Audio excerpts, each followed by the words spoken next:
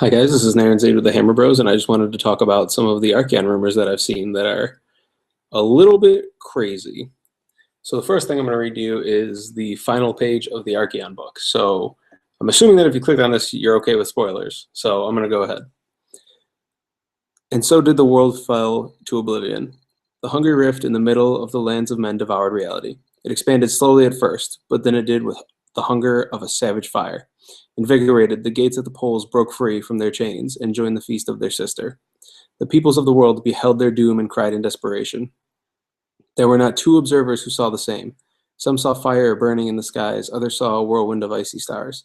Some others saw colossal tentacles and maws full of teeth drooling the very essence of chaos.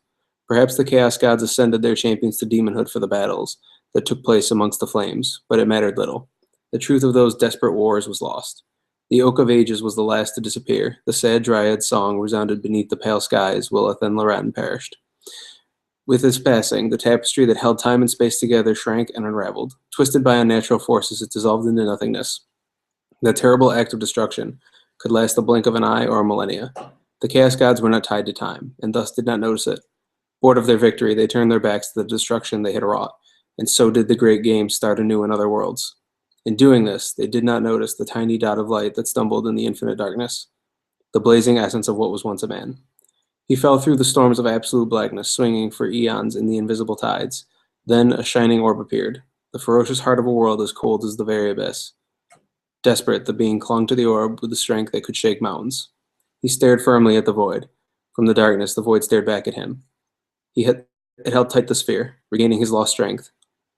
He reached with his hands, and a miracle took shape. What would happen tomorrow? What about the untold legends and cycle of the stars? It truly was the end times, but also the beginning. And so that's how the End Times Archaon book ends. Kind of amazing. I'm going to get to my thoughts on that, but first I have to talk about the picture that I'm showing you guys, which is the armies of the end times. Choosing an army. So these are the new rules that they're pushing, is that all armies use these rules.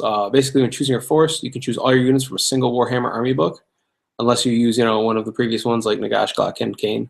And they can include any battle scrolls and any number of bound monsters from Warhammer Storm of Magic. Basically, there's no minimum units. In the general, you can nominate any one of your models, and if you don't have a lord or hero, you can nominate a champion. So there's that. I'm going to share another screen here in a second.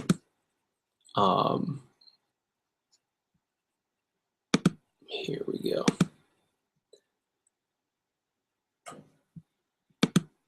go. Unit categories. You can disregard any limiting forces. So you do not need to spend 25% on your core anymore or any other category. You can spend them as you'd like, and your army can include as many duplicate, special, or rare units as you choose, and multiple VSBs. So what I think is this is no longer going to be how the rules work for the game. No one's going to accept this. This is strictly now a campaign rule. I just can't see. There's no way to comp this. There's no way to make things equal. I mean, it's just too much. So I don't think you'll be seeing this book moving forward at all. And I hope this isn't a precursor to 9th. I'm going to assume it's not, because otherwise things would be very strange. I mean, why would you ever play core, for example? In most cases, I mean, why would you play some of it? I mean, why wouldn't you just play, like 4 Strigoi Ghoul Kings on Terrorgeist, or 5 Demon Princes or whatever, like just the silliness that would occur. Tuna Gashes. I just can't see it happening. So I think that the End Times has gone from the future of Warhammer to now a campaign setting, and I think that's that. I hope that you guys feel the same way. If not, you can post below. But back to the fluff. So in my opinion, this is maybe the smartest thing GW's done in a long time. My thought process is, and this is just my interpretation, or what one of my thoughts is that this isn't the first time this has happened. In theory, the Chaos Gods have won before. and the lizard men have left before, and then they found a world before, and they were the old ones, and they rebuilt the world, and then, you know, humans arrived, Skaven arrived, orcs, you know, everyone starts showing up again, and the cycle starts again, but with slight differences, like whatever fluff changes they want to justify. And then, you know, the polar gates appear and the old ones leave, and, you know, the cycle starts again. Chaos wins, but the human spirit is enduring, you know, and eternal and all that stuff.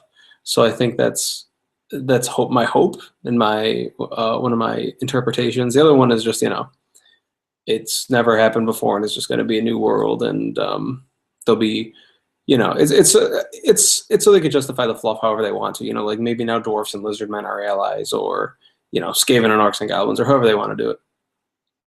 So they can create these factions. So, you know, come ninth, you can play the Legion of Undead, or you could just play, you know, the Vampire Counts or Tomb Kings.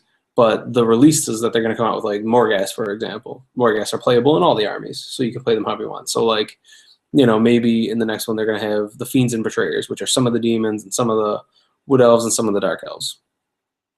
But they come out with a unit that's playable for Dark Elves, Wood Elves, Demons, or Fiends and Betrayers, or even at that point, Legions of Chaos.